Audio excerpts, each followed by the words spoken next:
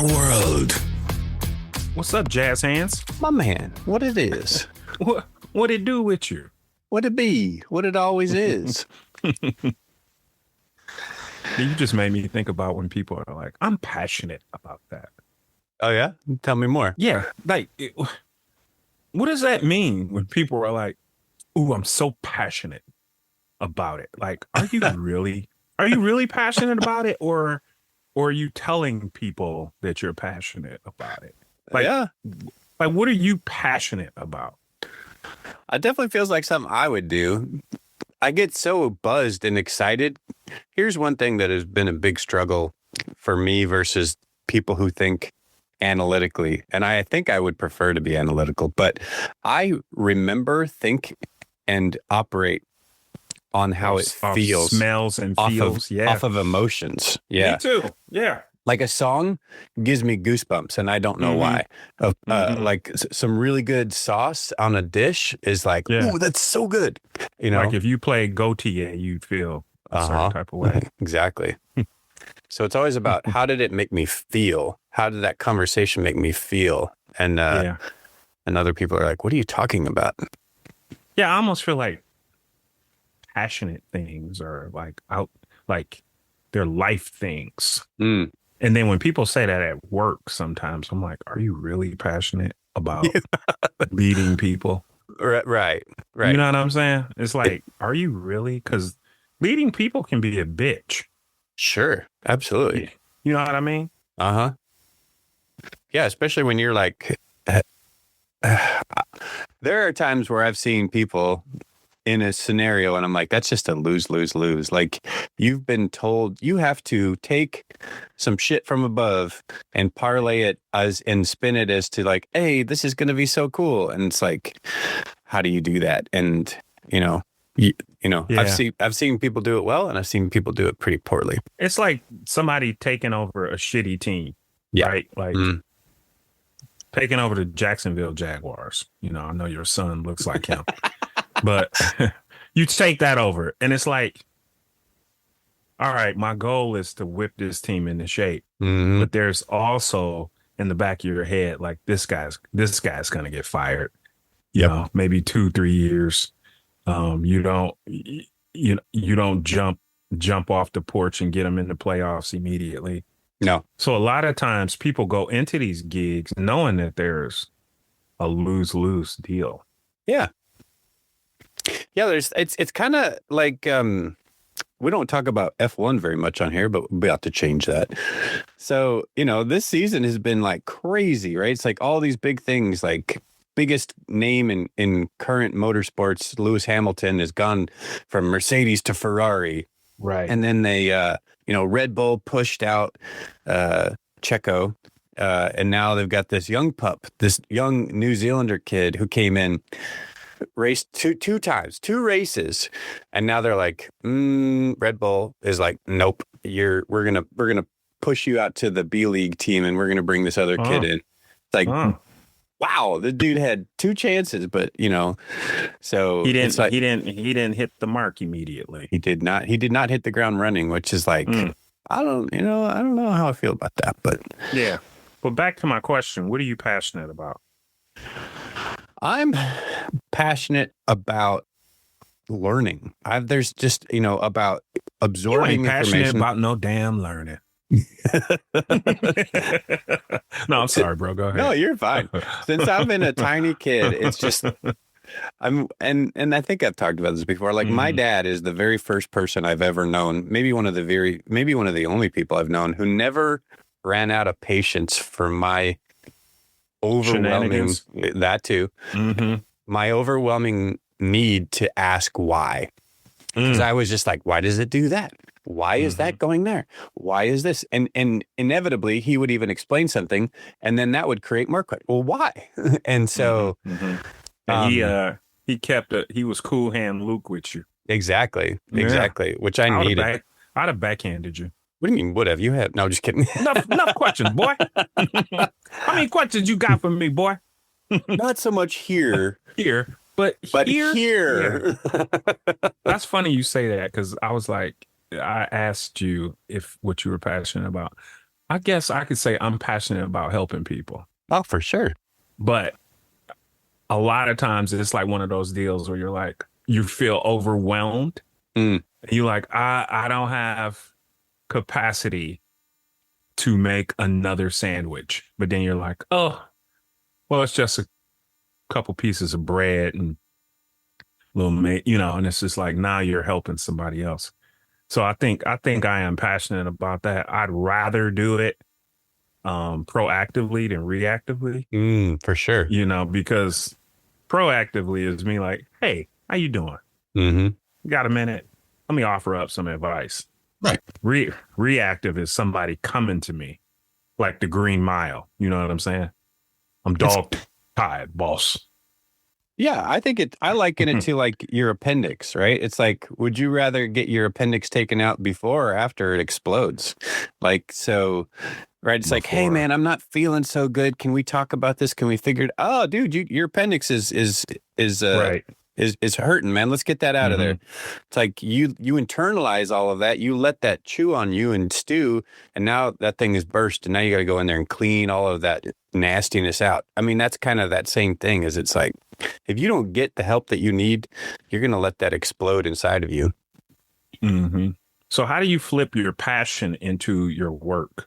That is the ancient Chinese secret. I think that what is that? That old Sun Tzu? love what you do and you'll never work a day in your life. Yeah, right. Which I think there's truth, but I also think there's bullshit to it too. I mean, Talk to me about why you think it's BS. I think things that you are passionate about, you should only do them when you feel that passion. So when your passion becomes your livelihood and you are required to do it, say you're passionate is songwriting, right? And you're like, oh man, every once in a while, these awesome tunes just bubble up out of me. Right.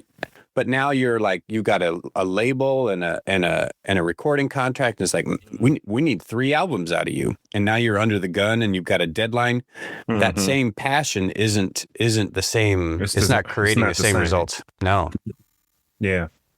I think that's why I got into coaching.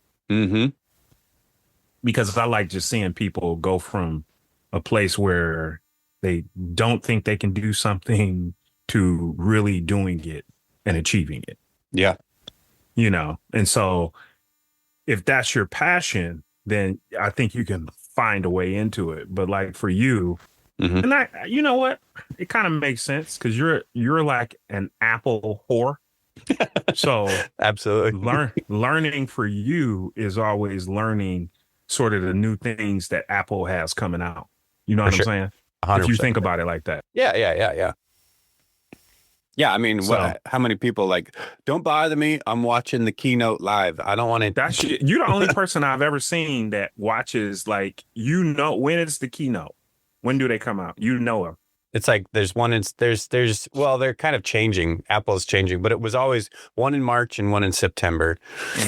But now they're like, you used only to take the day things. You used to take the day off to watch that. I don't know about the day off, but the morning off for sure. I would be like, don't bother me. Busy.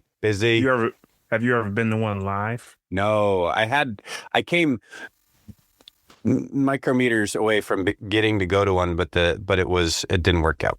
But hopefully someday. Yeah, you need to get up in there. Oh, for sure. You should have been in there with Jobs, but I guess Cook will do. Yeah, who knows how much longer he's gonna be around. They're already talking about like him saying like, I'm good. Let's pass the torch. Who they gonna pass it to? I don't know, dude. That's the thing. They should pass it to you. Right? I see you wearing a black turtleneck up there. Yeah. I could do it. I would look good up there. Passion, that's a crazy term, isn't it? Because I just think a lot of people talk about it, but they're not about it. No. What are you, like, what are you really passionate about? Like, I know people who knit, I know people who cook, but not a lot of times you can translate that into work. And it's just like an overly used word to me. I agree with you. I'm so passionate about being a servant leader. Are you? That one. Are Yeah. you really? Yeah. You know what I'm saying? Mm-hmm. Yeah, I'm passionate about helping people, but I will say this. I want to help people that want to be helped. Oh, for sure. That's Not like the people first that step. oh, bro, you gotta want to be helped. You have to look inside yourself and say, like, okay, I have some gaps. Mm-hmm. But don't come to me for help if you Johnny Perfect. Exactly. You know, because that's a pain. Trying to talk to somebody who thinks they have it all figured out is a waste of time. Couldn't agree more. You know what I mean? So, I mean, it's like that movie, right? Any Given Sunday, right? One of our favorite clips that we play. You watch Jamie Foxx, who was he was a running back in the movie, or was he a wide out? Was he the quarterback? No. Yeah, he was a receiver. Yeah, he was a receiver. Yeah, because you him look and at him. LL. Yeah, you look at him in during this really awesome clip, and he's in the back at the beginning of the clip, like, bro, I ain't got time for any of you. This is you talking out of your ass. This is so stupid. And then you watch him throughout the clip, like Starts walking up. huh? I hear Right? you. He went from a person that didn't want to be coached to he's ready. Like, I'm here. I'm ready. Let's go. I'm inspired. I'm jazzed. Every time I see that clip, I want to hit somebody. Right? I get goosebumps every time. Every time. Yeah. But go ahead and finish your story. So that's that thing is it's like, if you feel that you're in this position of like, I don't want to be coached, I don't need any help, I'm not ready to be, out there, get something, get something that's going to jazz you up to be like, wait, I do want to improve. I do want to get better. I do want to enhance this scenario, and turn on that passion. Right. And then be open to being coached or being led or being inspired for something. Yeah. And then you might find out what a passion is, but too many people think they got it all figured out. Nobody does. Nobody does. Nobody has it all figured out. We're constantly evolving. Baby. You know what I'm saying? Like, yeah. Everybody thinks they got it figured out. They know what's best. And I mean, you said it best. It's really smart to be a lifelong learner. Yeah. And I'm not saying you got to be in every MBA program, but just read a book, take a little course, take an online course of something you didn't know. You know what I'm saying? All right. And it might open your eyes and ears to something new, Just might. And by might, I mean it will. It will. How did you get into welding? Growing up on a farm, growing up on a farm, we didn't own the farm, but growing up on a farm, my best friend was the farmer's son. And, the sooner I helped him out with his stuff, the sooner we could go hang out and play and ride bikes or shoot the shit or do whatever. So it was what type of shit were you welding? To help him with? Combines, sickles, right? Like blades or, stuff on farms would break all the time. Some real children of the corn type shit, huh? Farmers, in my mind, are some of the most ingenious people. They right? It's just like, none of them ever went to, well, not none of them, most of them never went to school to get their mechanical engineering degree. No, they learned on the fly with their dad. Exactly. No, I said a Phillips, God damn it. You know what I'm saying? Right. So, out would come the stick welder and it would be like, oh, well, okay, you're cutting hay with this big ass mower, right? That just has this blades going ching, ching, ching, ching, ching, ching, ching. And you hit a big rock, sning, thing just snaps. It's like, oh, we got to weld that back together, get going, And so it's just out of necessity. And so that was kind of where I learned to weld, stick welding.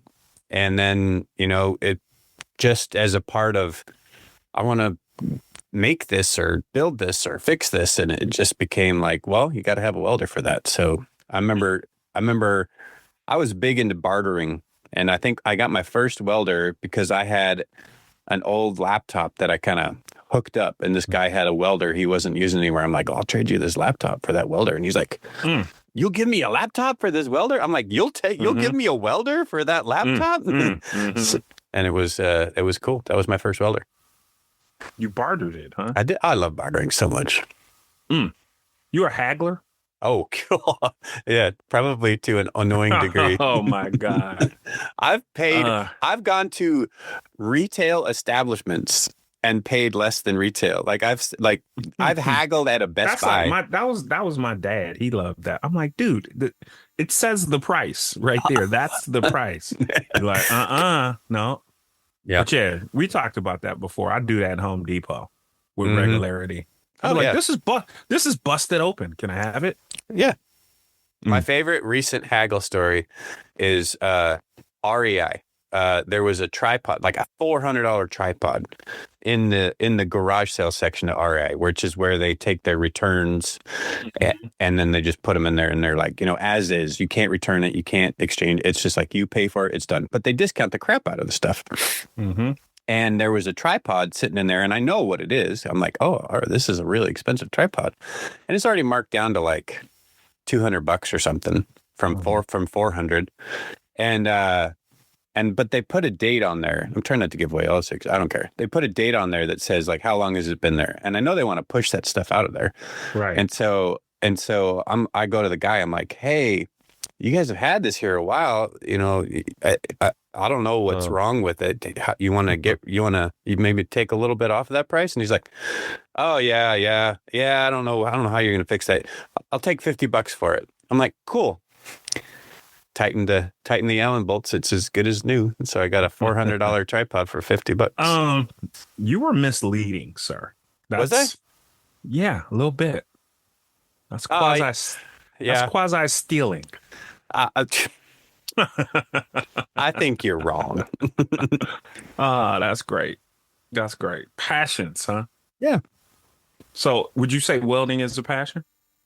Fabricating for sure. Absolutely. I would say the ability to look at something and go, I can make that better, or I can make it, or see somebody else that made something and go, I can make that myself for cheaper or for nothing with stuff that I already have. Yeah, for sure. Mm-hmm.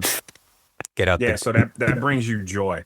Oh yeah, absolutely. That's what I think. That's what I think most people got to get back to is like, what brings you joy, right? And it might not be the activity that brings you joy. Like for instance, the Peloton. I curse at the instructors on the Peloton. Yeah. Right, while I'm riding.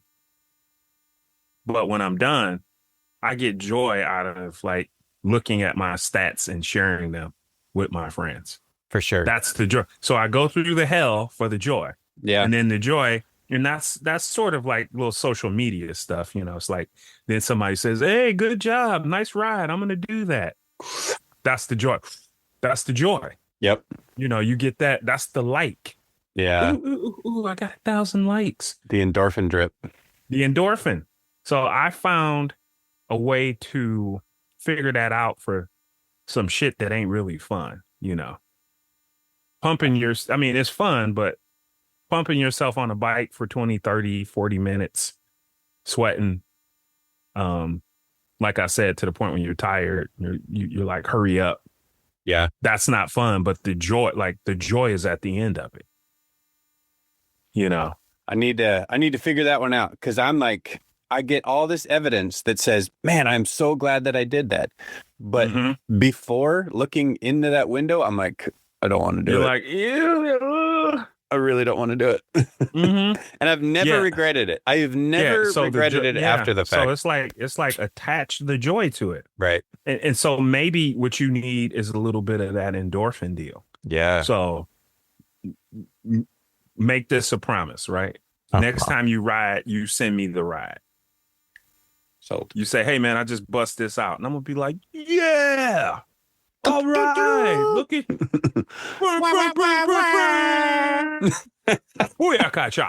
Right. So you got to find something at the end of it. Yeah. It's like I don't know. It's like Thanksgiving dinner. It's so much work. It takes so much time. Yep. But then when everybody's sitting down, you said your grace, and everybody's like, "Ooh, who made the deviled eggs? And who made the macaroni and cheese? And right here, baby. who made the Yeah. Do you say stuffing or dressing? Stuffing. Yeah, it's dressing, bro. Okay. You're wrong. It says right on the box, stuffing. It's not stovetop dressing, bro. But stuffing is like when you actually stuff it in the turkey. True. Yeah. I think it's a black-white thing, honestly.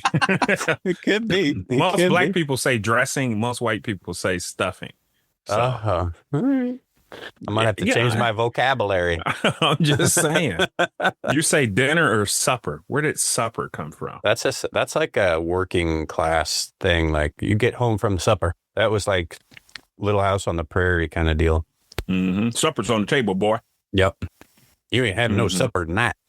I don't even remember. I don't even know which is which anymore. What type of world is it that you starve your child because they've been bad? You're not eating tonight. Like, wow. Okay. Well, I guess that's what you had to do when you didn't have Pac-Man. Right. There was you can't ground it from TV. Give me your Game Boy. I'm taking your iPad. It's like no green peas, no green peas and carrots for you tonight. No. Oh gosh. I don't even want to know what I would have been like. I was already pretty addicted to television. Like as a kid, with today's technology, my parents would have been, they would have had to murder somebody. What, with taking the TV away from you? Well, yeah, because it was like, now you've got the TV in your pocket. You've got, and more. It's on steroids, man. It's horrible. I barely made it out of being a kid alive with my ADHD. So to have lived my life now, oh boy, I don't know. That would have been bad news. Well, I see that everywhere. It's like, and I get it, especially for parents with multiple kids. Yeah. I hate to see it, but they're like, oh my God, she's going to be quiet with this iPad and these earphones. They look just like us. It's kids at dinner. Yep. They look just like us, earphones in, got the nice case, and they're watching the show. They're dipping in a few nuggets. They're quiet. Yep. But it's just like, what is that doing? Right. At what cost? That you can't. So, there's times when you might have to have a kid and you might have to go to a church or a funeral. Right. And then now you're going to have them iPadded up in there. Yeah. It's like they'll never be able to sit still. He's just giving them Novocaine straight up. Let me just give you this anesthetic that numbs your brain because I can't deal with you. Yeah, when you got three, like I was, we were eating dinner the other night, and they had the big stroller. I think they had two, but the one kid was just like, like couldn't take his eyes off it. They didn't even speak to the kid. Mm-hmm. They just put food in front of him. He ate it. There was no communication. And I'm just like, what is this dude going to grow up to be? There are a couple movies out there where I feel like they were jokingly predicting the future. The first one is Idiocracy, right? Like just where, right. And I honestly think people are getting dumber. And, back in the day, people used, they could figure out the orbit of a lunar body with a slide rule. Right. Mm-hmm. And now it's just like, I don't know how you do that. What? Yeah. Or the other movie was like WALL-E, right? Where you had the like cruise ship with people in their hover chairs and like everything was just press a button, it just shows up. It's like, that's how where we're headed. Yeah. I feel like that's where we're headed. Kinda. I mean, as a country, like that's one of the things we talk about often. A lot of people get pissed about jobs leaving the States, right? Yeah. Especially a lot of like manual labor jobs. Right. But when they took all of the home ec and the crafts and shop and everything from our schools in the States. Yep. What happened is we lost the art of that hand-eye coordination of doing things. Completely. Soldering, needling, all of this stuff. So even if you brought it back, there are people in other countries who still have that as a part of their education. So they'll run circles around us. 100%. Even if you say, okay, no, we're going to bring this to Iowa or Indiana. We're going to do it here. Have you do it. And by the time you do one, somebody else has done 10. 100%. And it's not like a cost factor, right? Mhm. It's not a cost factor. It's like they're getting it done. And so we've lost that ability. And at one point, we were the kings of the world of that. For sure. You know what I'm saying? So we've lost it. Yeah. Go ahead. No, I constantly maintain that my biggest superpower is being decent or passable at a bunch of stuff, right? Right. Like I know stuff about computers. I can fabricate something. I can bust out the sewing machine and you know, and Right. sew my shirt back together, or, you know, and it's just like, I wish that was normal. And I feel like that should be normal. Like, you should just want to look at a bunch of things and go, I want to understand that, and at least be able to passably be good at a bunch of things. And it's Right. And that's, to me, something, that's where that learning thing comes from, because it's like, I don't want to be passionate about just one thing. I don't want Right. to just be, I would rather be okay at 20 things than really, really, really good at just one thing. Just one thing. Yeah. And then it's different stages for things in your life too. Yeah. Because I got friends who just started knitting and they do really well. And It's so like, fun. It's so fun. It came out of nowhere. They make great stuff, Yeah. you know? Get you one of those Wooble kits and make a Pikachu or something. A hat, a scully, Yeah. as you would call it, a beanie. Yeah. Or not in Canada, or a toque if you're in Canada. A what? A toque. That's what they call beanies in Canada. Toque. Really? A toque. Yeah. I didn't know that. Yeah. Toque. You live up in Minnesota, land close to the Canadians, and you get to hear that stuff. There you go, young man. Oh, yeah. Oh, for fuck's sake, man. I like Minnesota. I love Minnesota. People are nice up there. Very nice.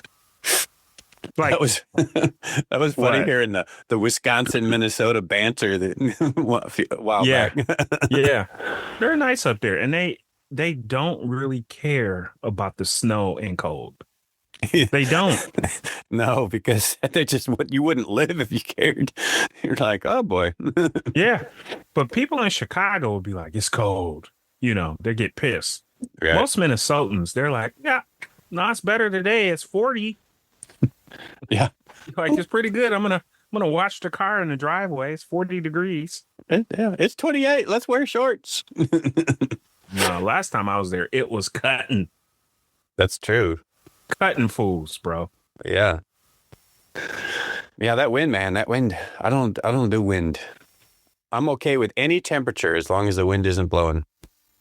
So just the steady cold, huh? Not a blowing cold. No, man. You mix that cold with wind and it's like a laser beam. That's when it hits your bones. Oh, ooh. Mm-hmm. Big time. Working in the cold is a whole nother level too. Mm-hmm. Because that cold begets hibernation. Yep. Your body wants to Right, go so to you're- bed. Yeah, and your body is like, I don't want to go outside, so let's go in, and then let's have some warm food. Yep. Right, and then so most people in a lot of cold states, that's why they tend to have sort of a cyclical weight gain, because there's nothing to do. God, I didn't think about like that. you be like, let's get out of that house. What are you gonna do? Go bowling, and then you're gonna eat nachos. Nacho. Oh, dude. Why are you bowling? I gotta have some Speaking of that, nachos. yeah, it's like not until COVID did I recognize how disgusting bowling was. I still want to go and whoop your ass at some bowling. Bro, I have bowling shoes and a bowling ball. Let's go. So- next time. so what next is- time we so hang what out, is we're that? doing it. What does that tell you? Tells me Right. that I got a chance. But just think, you used to put your hand in a nasty ball and then come back, eat some nachos, eat some chili fries. This is all way before hand sanitizer. Yeah, So- yeah. That stuff doesn't bother me. But it was like, yeah, no, it doesn't. You're one of the guys that if you drop some food on the table, you'll pick it up and eat it. I've seen. As long you as do nobody's looking. that. I'll be like, Maybe bro, if they are. I'll be like, bro, that chicken just landed on this bar, and you like, yeah, boom. You shouldn't be doing that, sir. I grew up on a farm, man. It was like, dude, don't waste that. There's no 20-second rule. It's like pick it up and eat it. You will eat that. You will eat that. Something wrong with you, boy? Something about to be wrong with you. You don't eat that. That takes me back to one of my first jobs. It was at McDonald's, and one of the owner. So you could own it on your own, or you could just like be part of the franchise. I can't remember if they still do it like this, but he was like a sole owner. Yeah. And so he would run out of shit all the time. He'd run out of buns. He'd run out of the sauce. Like, I know how to make the special sauce. I don't want them coming for me, so I ain't gonna say it. But he would run out of buns, and I was working there, and he was on the phone one time, and I'm making, I don't know, quarter pounders or whatever, dropped a bun on the floor, and he was on the phone, and he was talking to somebody, and he whispered to me, "Pick that up." Pick it up. And I was like, "What?" No.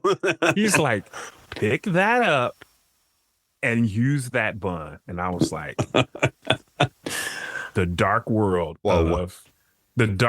of fast food. You know what I'm saying? Yeah. You ever? I don't remember what movie it was. There's some movie where some dude some customer pissed somebody off, and he's like making French toast, and he flips the French toast up, pulls his waistband back, and the piece of French toast slides down his pants, butt. And then he goes out with the piece of French toast in his pants, and he asks the person, "Did you say that you would like powdered sugar or not?" And the person's like, "Yeah, powdered sugar." And he's like, "Great." And he walks away, and you can still see the piece of French toast in his pants. That's why I don't ever mess with cooks or staff. I'm like, never. I try and be the nicest person, bro. Because they have to be. They will be. They will jam you up, bro. That's right. In a major way. Tastes so good. Ugh. Yuck. Oh man. I do not like it. Talk about green eggs and ham, bro. No, thank you. You want to do some Pop Goes the Weasel? I'm ready, man. I got some Pop Goes the Weasel. Okay, well, I'll let you go. Pop Goes the Weasel. I got one TV and I got one music. Okay, go ahead. So the TV is I loved season 3 of The Reacher is just finished, and I haven't been able to it's good. I haven't been able to restart it. So yeah, tell me. So it's just Alan Richardson he's just yoked, dude. He almost seems like the Hulk almost. He seems like so massive. Yeah. Uh-huh. But this season there's a dude that's like bigger than him, and you're like, oh, and the whole season is this like aggression between the two of them, like bigger.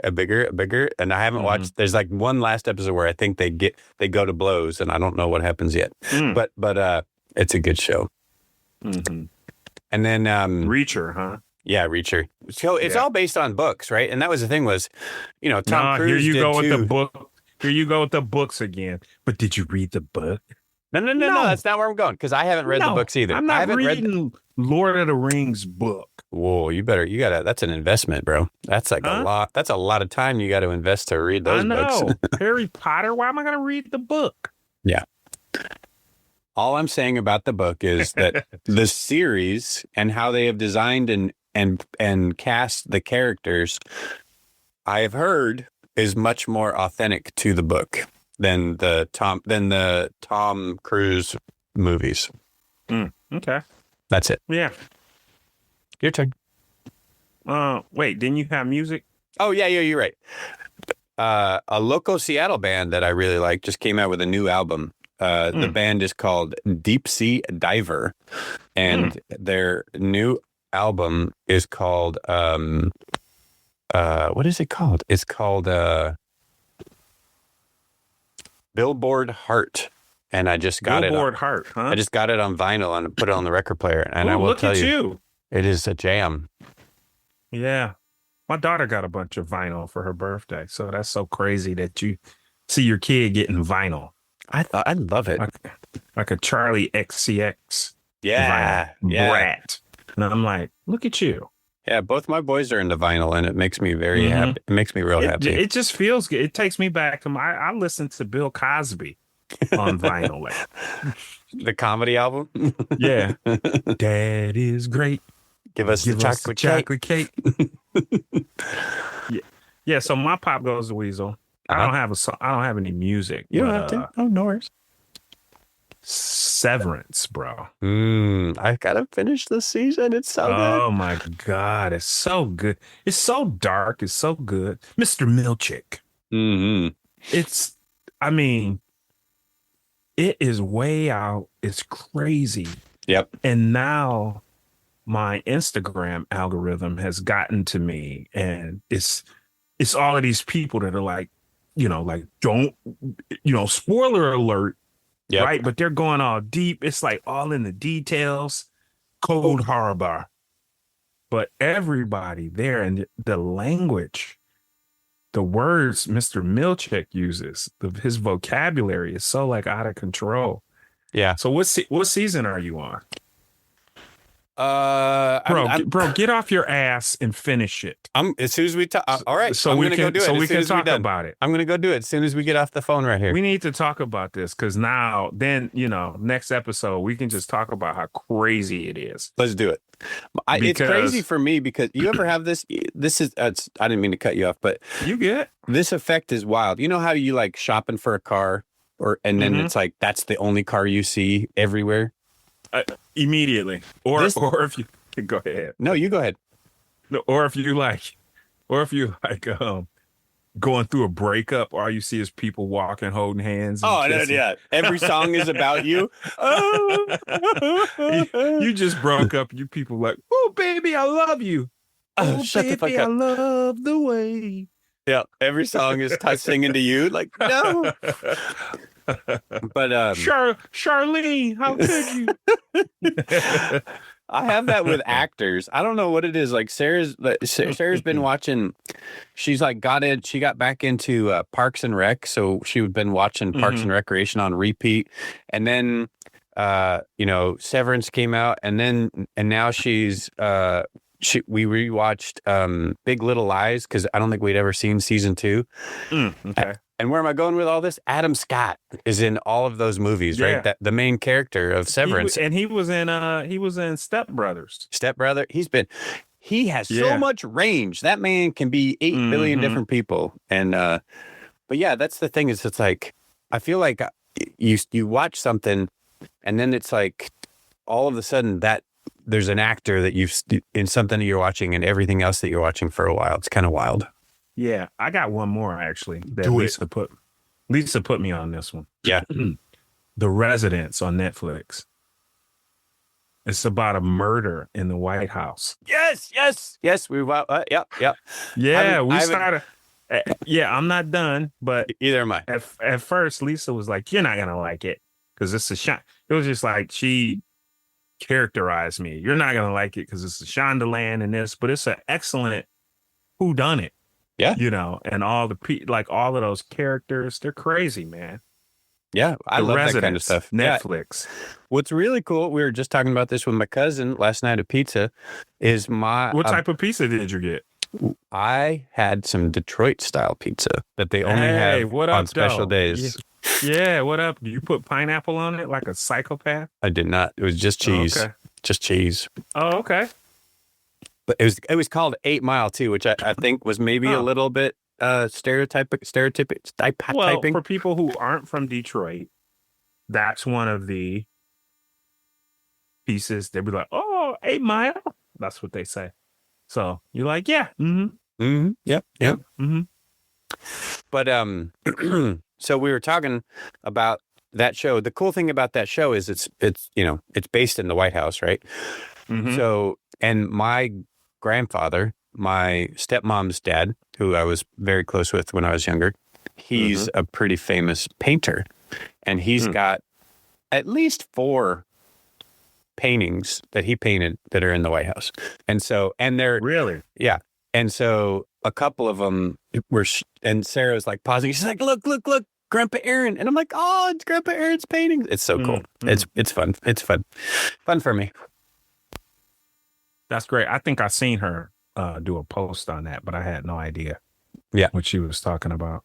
Yeah. So remember that photo when Barack just took office? He still had black hair, and he's standing there looking up at the portrait of JFK, right? Got it. That was really cool for me because that is one of the paintings that my grandpa Aaron painted. Yeah. Good stuff, brother.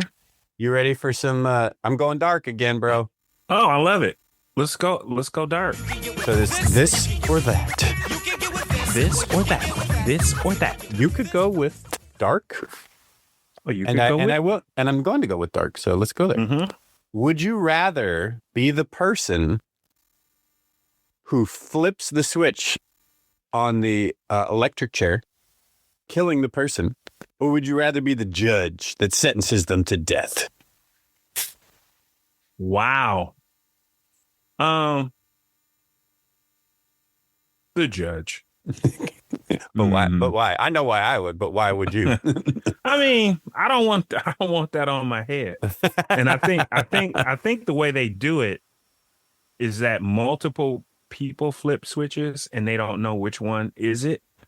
I don't know. Maybe in the States, yeah, they try and do that because I kind of went down a rabbit hole on that before. Like, like firing squads. It's like Navy other SEALs. countries. It's like it's hardcore, but in I guess you want to say a humane way of executing somebody is that nobody knows who has the real bullets. So you're taking care of the executioners. Yeah. But I would just prefer to just be the judge, look at all the facts, and then be like, hey, that's it. What would you do? I'd be the judge just because they get paid more. But okay. So this just inspired a question. Mm-hmm. Who is more at fault? Who is guilty? Who is more guilty? The wife who hires a hit on their husband or the hitman? The wife. Right? And they didn't do any killing. So in that scenario, the judge has more blood on their hands. Right. The there are people out here who have had to kill for a living. Oh yeah, absolutely. You know what I'm saying? Like they've had to kill in wars, all types of stuff, self-defense. Yeah. So for us, normies, if you will, killing somebody is like beyond our, thought process. And for some other people, it's no different than putting a steak on the grill. Right. Yeah. Yeah. And so it's people like, you want me to kill that person? That's nothing. Medium rare, right? Okay. Yeah, that was something else. I can't remember what it was. It was a show. And they were like, you killed the guy? What'd you do? What'd you eat after your first kill? And I think it was American Dad. He was like, yeah, I killed the guy. And it was like, what did you eat? He's like, you always know. He'd be like, I had an egg salad sandwich. That's what I have every time after I kill a guy. After I kill. And then there's one guy, he was lying that he had killed a guy. And it was like, you don't remember what you ate? You didn't kill nobody. You didn't kill nobody. So what would you? So I got a question for you. So you lay down you pop your first person. Yeah. What's your after kill meal? Probably could. I think probably a Lunchable. You will mess up a Lunchable. I will mess because it's like, all right, I gotta get something in my stomach, or else I'm gonna turn into an aggravated asshole. So let me get some calories in me. So probably a Lunchable. I might roll through a Wendy's. Oh yeah. Yeah, just like, hey, what's up? Give me a spicy chicken and a Frosty with fries. Yeah. For anybody who hasn't ever had dip your fries in the Frosty. Magic. One of my boys in high school showed me that, and I was like, you where did you come up with this insane wizardry? Right? And he used to dunk it into the McDonald's, like the Blizzard. Not the Blizzard, but like what were those? Parfaits? Oh, yeah. No, it was a sundae because it had caramel and nuts. And I was like, oh my God. This is delicious. Way before there was salted caramel, everything. Right. Right. Man, I like the end of this one. We'll have This is a good one. This is a good one. To go deeper, bro. That's right. Well, as always, I appreciate you, my dude. Appreciate you, my man. Peace. Peace.